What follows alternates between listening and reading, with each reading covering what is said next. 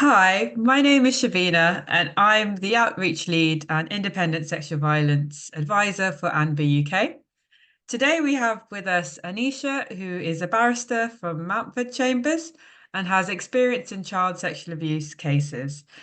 She will be talking to us about what court proceedings can look like for a child sexual abuse case and the measures that are in place to protect survivors.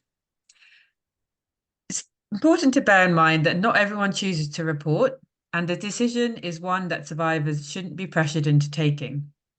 The process can be long and difficult, having to recount what happened in detail. It's also important to note that you may not get the outcome you expect, so it's best to consider what's best for you in making this decision.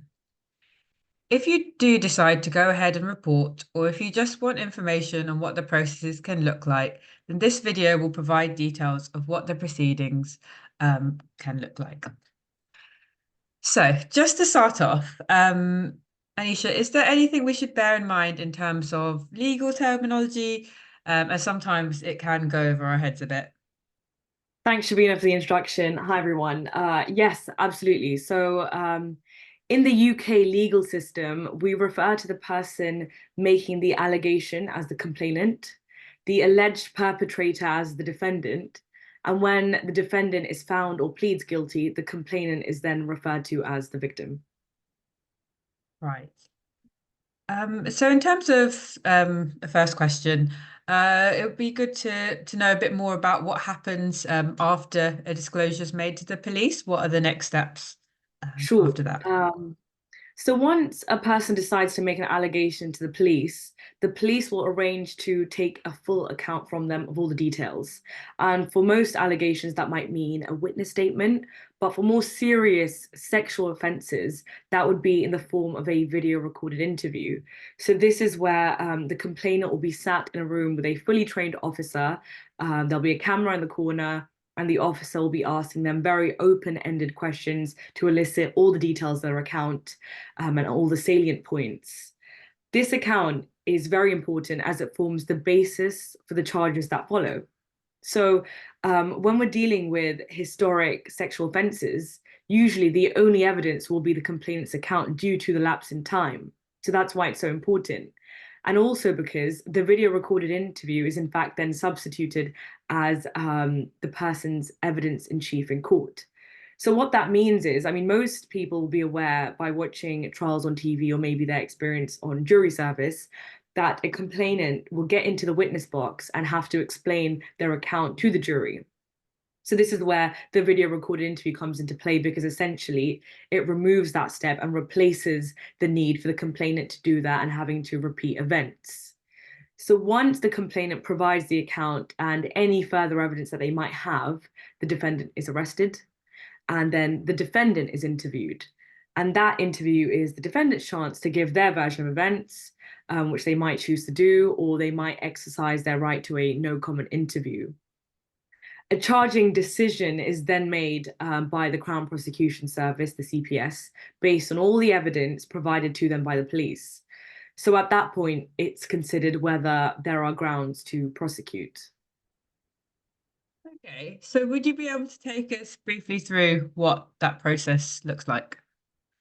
Sure. So the charging process, well, in fact, there's a two-part test to it when they consider whether a charge should be brought or not.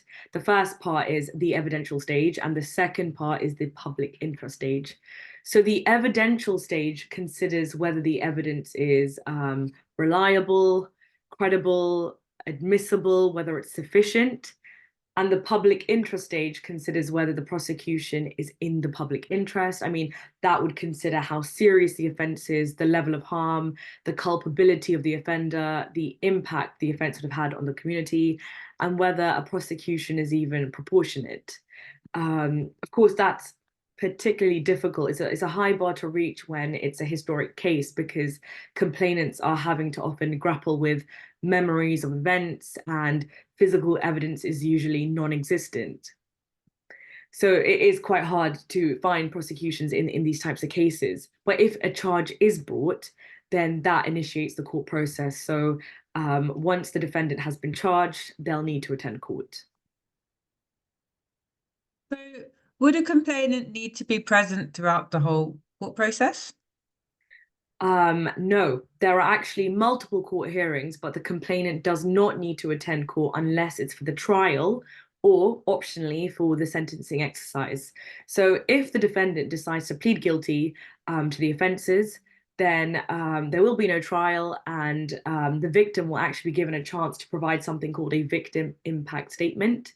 So in that, they'll be asked about the impact the defendant's offending has had on them.